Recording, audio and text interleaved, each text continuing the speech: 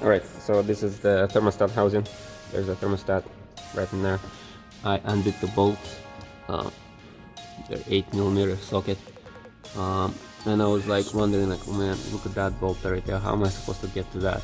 And it looks like part of the thermostat housing, but it isn't, because there it is.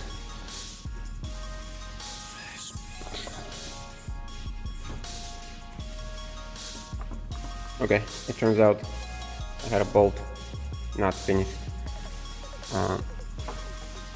not completely removed, but yeah, there it is. That's what it looks like. And you know, I can see a lot of rust in there, like orange stuff. So maybe that's the reason why the coolant looks pinkish, because there's been like accumulation of rust. Yeah. That looks very orange in there. And maybe that's also another reason why I should flush the coolant, because this car is about 10 years old, and the coolant in this car from factory might be good only for 10 years. I don't know if it has been ever flushed. Probably haven't. Does it say on this? No, it doesn't say on that. But I think I read it somewhere. Yeah, that their coolant is good for something like that. I think your regular coolant, whatever green stuff, is good for like 5 years, and their yellow stuff is good for like 10 years or something like that. Yeah. All right. Cool. That's good progress. Next, what I want to do is actually borrow a vacuum cleaner from my roommate, so I can vacuum the stuff out. Why am I borrowing vacuum from my roommate and don't have a vacuum myself? Well, roommate has a cordless Dyson vacuum, so that's what I'm going to use.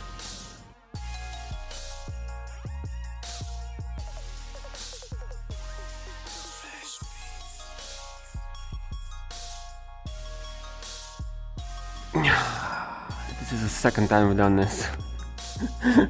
Leaving for the night, and I was like, oh, where's the GoPro? It's still right there. Actually, sometimes I've been trying to shut the hood on it and just kept slamming it. Surprisingly, it survived all the abuse, and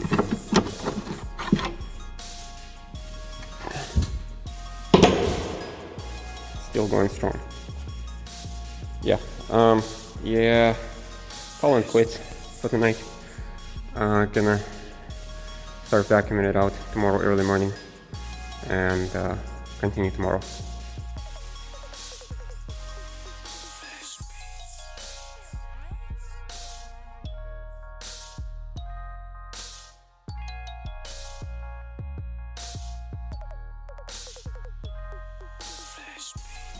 Alright, I'm not sure if it's going to be visible in time lapse, but here's how you can siphon coolant out of your engine to, you know, minimize the spillage.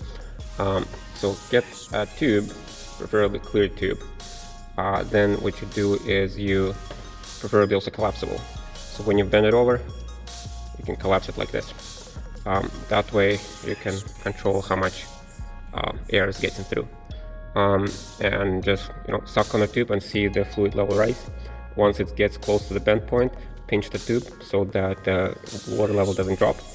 Then lower the tube to somewhere below the engine water level, and that way the air will not get sucked in, and the fluid will just will be gravity siphoned out of the engine.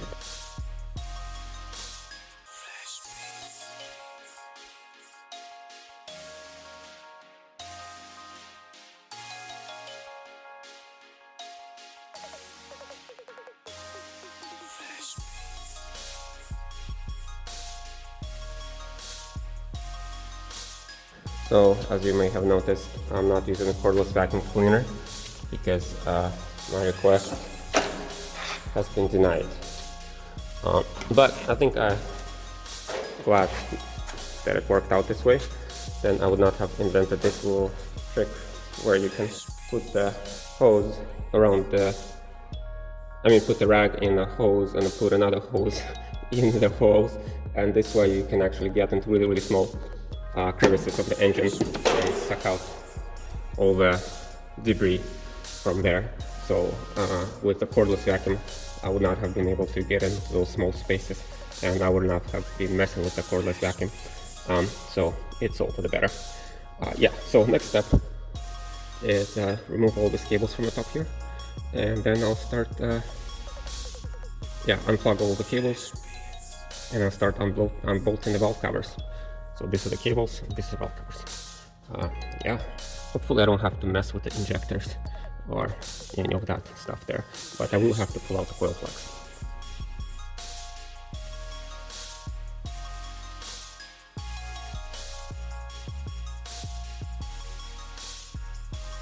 Okay guys, change of plans.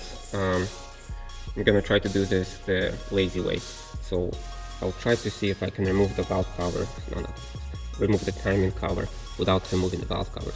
I'll just undo the bolts that are holding part of the valve cover, timing cover, and then see if I can just undo those ones and see if I can get the timing cover off. Why am I doing this? It's because I'm lazy. Well, yes, partially, but there's also another reason.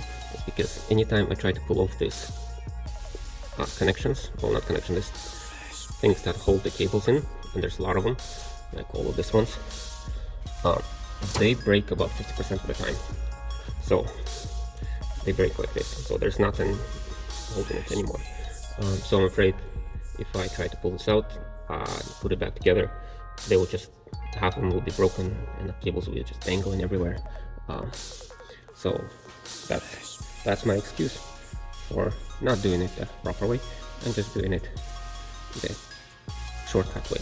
Is it gonna work? I don't know, we'll see.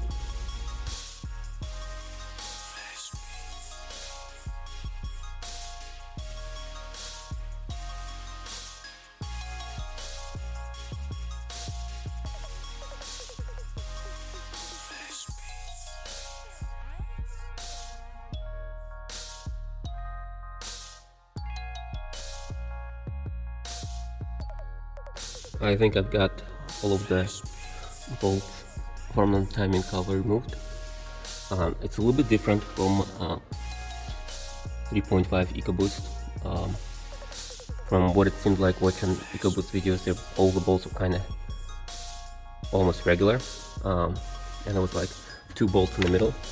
But in here it's kind of weird. This one is like really small one, and down there it's like really big one, and all the ones around are the 10mm or 10 socket bolt. So yeah, so it's a little bit different, and almost thought that I need to remove the pump to get to this bolt, but it's actually possible to undo that bolt without removing the pump, which kind of makes me think maybe Ford engineers thought about this, and I thought, okay, let's allow these guys to remove the timing cover without removing the pump. Yeah, so at this point I'm gonna start prying, and if I forgot any bolts, the timing cover will break, crack, or something will give, and then I'll be screwed. If I didn't forget anything, there's still a chance it can crack and break, and I'll be screwed. But hopefully it doesn't go that way, and hopefully I'm able to remove it without taking off the timing valve covers.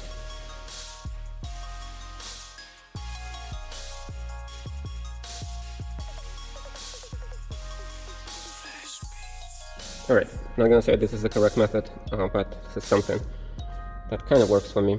Is that so the sealant is stretchy, so like if you just pull it, it will eventually go back to where it was, but it's stretched to a point until it lets go.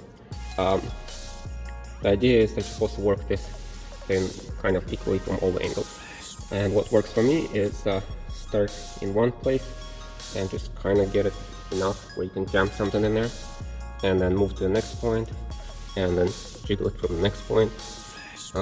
And there are like these pry points kind of made in places, like there's like 2 surfaces, which is like with a little bit gap in the middle, just good enough to fit a pry bar. There's another one here, I think those are put there in place for a reason. Yeah, so try to get pry bars in there, try to get them locked in there, and then try to walk it around equally. But yeah, that's what it looks like. Just jiggling, hopefully without breaking it. Yeah, and then just prying a little bit more, shoving those pry bars deeper, and then walking your way around it.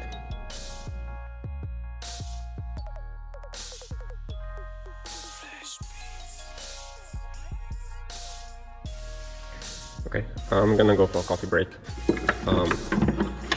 and also gonna get myself a jerry can to drain the coolant into a jerry can, and then remove the oil filter and maybe start draining the oil. Well, no, probably I will not drain the oil, but for now just remove the oil filter, which will cause a whole bunch of oil to spill out. So that's why I need to empty out the drain pan for that kind of operation. And also for now, while I'm gone, I did pry the engine with the screwdriver in that one place there, and with a piece of plastic, so we'll just stay there like that. And also I try to clean up the work area as much as possible to make it look like there's nothing happening here, because technically it's not okay to work in underground parking lot like this on your car, but I've been able to get away with it until now and don't wanna ruin it now. This coffee break turns into a lunch break. So this is what I eat for lunch. Chicken strips, buckwheat, and eggs. Lunchtime! Right? Yes, it's lunchtime. I don't know why am I eating out of Tupperware. I could have been using like a bowl or something, maybe it's just a habit, but yeah, that's what I do. Alright, so here's an update. I removed the oil filter, well actually drained the coolant into a separate jerry can container back there. Probably gonna put it back in storage so people don't get alarmed that I'm keeping a jerry can in the parking lot. Anyway, so I was able to pry it a little bit lower. We got the bottom portion dislodged. I think the only place where it's like really held in is this point right here. There's like a dowel. It looks like it's maybe iron dowel, and the block is aluminum, and maybe the dowel is like all rusted out and expanded, and it's really tough in there. So I'm thinking I'll take off at least one valve cover. Started breaking these clips. So one of them came off okay. Second one came off. Well, that's not a clip. This is just one that slides on top, so it's no issues. And this one broke. That's what I'm gonna expect. That they're just gonna all gonna break. Well, not all. Half of them are gonna break. Yeah. So I'll get the time lapse going and remove one of the valve covers so I can try to pry it from this end, because it will be really bad if I crack this valve cover from uneven prying. So yeah, I need to get this other side pried.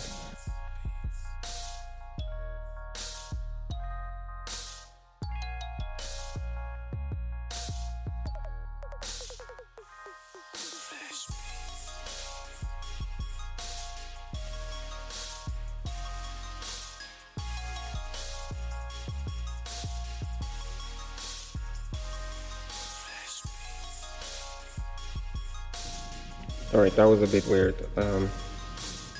Like this is rubber gasket, like it's, you know, coming out so easily from the valve cover. I don't know why was it stuck so bad to the head. I almost felt like the whole thing was just gasket maker, like silicone sealant. But no, there's just this rubber gasket that just glued itself to the head. I mean, maybe it's a good thing probably, you know, that way it doesn't leak. It just glued itself. But yeah, it came up with a little bit of prying and finagling. And look at this. This is actually very nice. Like it's looking very metal color. when you have stuff looking like orange or black, that means, you know, it has been not well maintained. The oil has been like really old in it, or the engine was running really hot and things started to varnish and discolor, things like that. But yeah, this is very nice from what I can tell. I mean, I'm not an expert on this kind of things, but I've seen a few YouTube videos and maybe that qualifies me to say that this is nice. Yeah. Alright, so now that I have access to this point here, I'm gonna try to get some pry bars in there. I'm gonna start trying to pry from this point so I can break loose that iron dowel pin.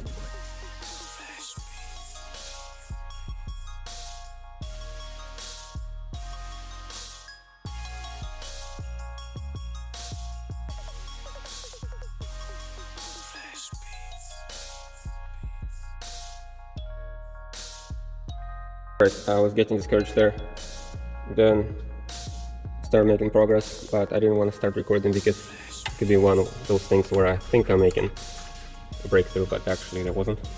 But anyway, I think this is a breakthrough because I was able to remove it. Yeah. So, there we go. Yay. I think I didn't break anything. Yeah, and also like prying screwdrivers on the maintenance surfaces, you know, some mechanics will cringe on that kind of thing, because, you know, you could gouge at that surface and then it's not going to seal properly, things like that. So yeah, I understand. I'm a very cringe person, but yeah, look at this shit.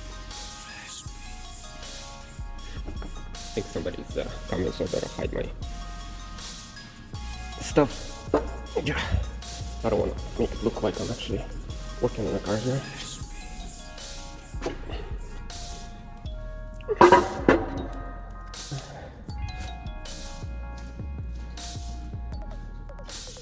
There we go.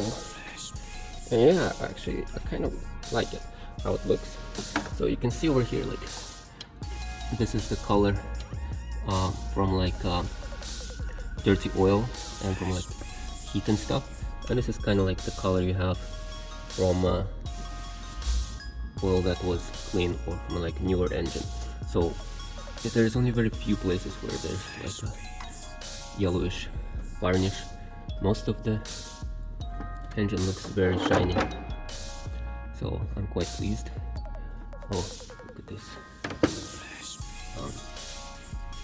Oh, okay. Oh yeah, this is nice. So on a 3.5 EcoBoost, there's an issue with the timer, with the chain stretching. Not sure how many teeth I'm supposed to have there. But yeah, 3.5 EcoBoost has an issue with timing chain stretching, and that's why there's more than one video on YouTube on how to replace the timing chain on 3.5 EcoBoost, and there's 0 videos on 3.7 non-boost. And I think the reason why EcoBoost has an issue with timing chain stretching and non-boost doesn't is because EcoBoost has a mechanical high pressure pump mounted over there, and it's driven by a camshaft, which is driven by the timing chain, and so that's more load on a timing chain than 3.7. And there's just barely enough strength in this chain, I guess, to drive the camshaft. Once you add the mechanical pump, that's when it begins to stretch out, maybe. But yeah, and I saw the videos where they would like wiggle this sprocket and it would be like all wiggly. But no, this is everything is under tension and looks not bad from my limited experience of watching YouTube. Alright, I have like less than 4 hours to get this done, so I can go to sleep, so I can wake up on time for work tomorrow. Yeah, this is what the timing cover looks like. Actually, cleaned it up a bit here. Also cleaned it up a bit on the inside too, just with the kitchen paper. Yeah, so this is the point where it was connected with the oil pan, and so this is the sealant that I put on here. And what I've noticed is that the fourth sealant doesn't seem to be adhering that well to the bare metal, looks like, or just squeezed out more. I don't know, because over here, even though this was smeared, there's still some sealant left on here. Also, thinking that a lot of the leakage was probably maybe through the bolts. As the sealant gets squeezed out there was still some sealant down here. I think the leaking was through the bolts. The bolts I took out, yes, they were completely greasy. So maybe that was the only point of leakage. Maybe I could have just applied more sealant on the bolt when I installed them, and then everything could have been fine. But we'll never know. Anyway, so my next plan of action is to remove all of this. Clean up the maintenance services, also this, and put in new sealant bead here. Well, actually, before I do that, I also need to clean up the surfaces here. So all the surfaces here. Oh yeah, and also remember I was talking about this dowel pin. So this is the pin right there. This is the metal pin that was holding everything rigid. I also realized there's another one. There's another one right here. So maybe that was another point where it was stuck, but I don't think so. I think it was stuck on this guy. I think this one takes quite a bit of finagling to get it out. Yeah, so I need to clean up all of this. I'm gonna use carb cleaner to make it, to degrease it, and then apply new sealant. So yes, I have a lot of work in front of me. Oh, and then I also have to put everything back together.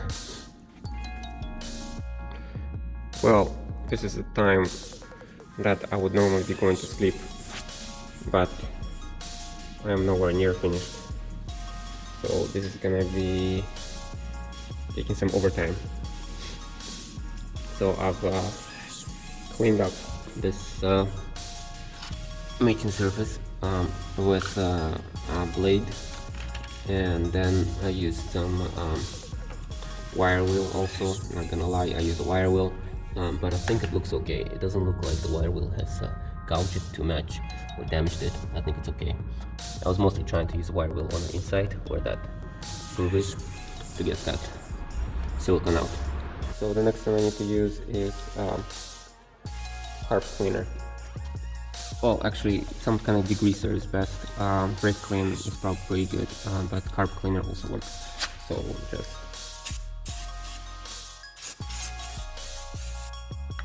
right where the sealant is supposed to go and wipe it. Yeah, this stuff evaporates fast. And yeah, there's something similar here. You may have noticed that I have a lot of oil in there. Yeah, that's because I didn't drain the oil. I didn't drain the oil, so all the water that was leaking and all bunch of dirt and stuff will collect on top of the oil, and then it'll come out once I drain it, or at least have a higher chance of it coming out once I drain it. And yeah, I'm not sure I've mentioned this before. The reason I'm disassembling it and reassembling it is because last time I was installing the oil pan, it did not seal because the sealant got scraped off and it was leaking from the front. So that's the reason why I'm redoing this whole thing, except instead of redoing the oil pan, I decided to remove the timing cover because I thought it would be easier, well, and more interesting. And also to redo the oil pan, I would have to try to do it differently because last time I had to use a jack to force the oil pan into place, and of course that would result in sealant scraping. Yeah, so this time I'm gonna try to seal it, and hopefully it's not gonna leak down there, but there's high probability it's gonna leak up here. Also, something to note here, that my oil level in the oil pan is full, and the car is actually slightly tilted forward, so front is lowest, and that's as high as you have your oil level in the engine, it seems. So that means if somebody else was gonna do a turbo conversion and they were to put like a single turbo up front, you could technically with your return line just going into the timing cover somewhere down here. I think there's enough space between the balancer and the timing cover where you could have oil return line somewhere here, because basically this is front of the oil tank, except with the time attached to the timing cover. Alright, so I'm gonna clean the surface too, and then I'm gonna start applying the sealant. Alright, so got the sealant out. So this is from Tax Optima Black gasket maker. So gonna apply the sealant all the way around here, over there, around this bolt, around that bolt, and then you need to put extra sealant around this place and this place and this place.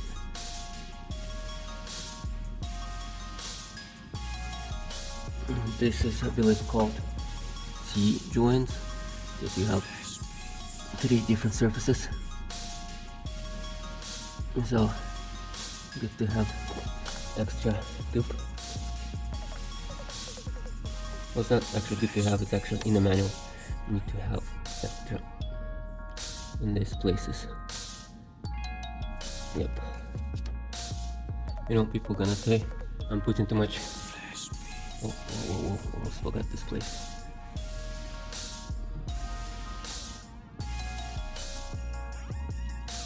Maybe I'm putting too much, but I better have too much than too little. At least that's how I look at it.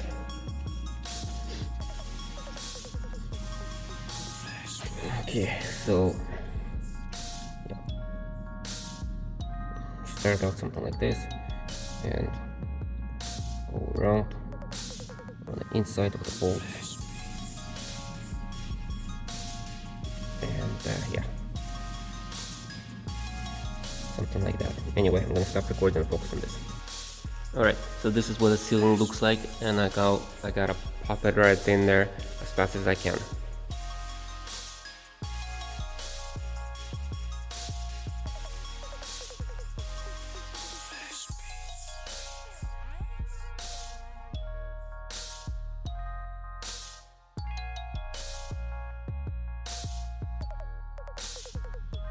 Alright, almost finished putting it back together. In case people are wondering how do I remember which bolts go where, well, luckily they're pretty much all the same bolts. The ones that go on outside are all the same length.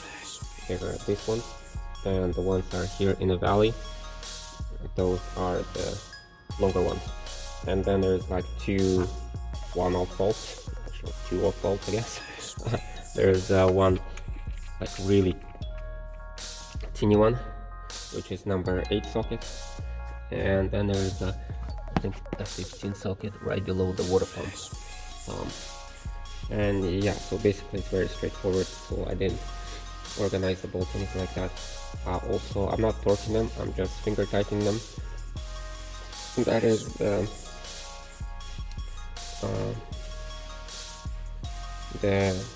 so that is the procedure how to use the sealant that I bought. This is not a Ford procedure. Ford procedure is different.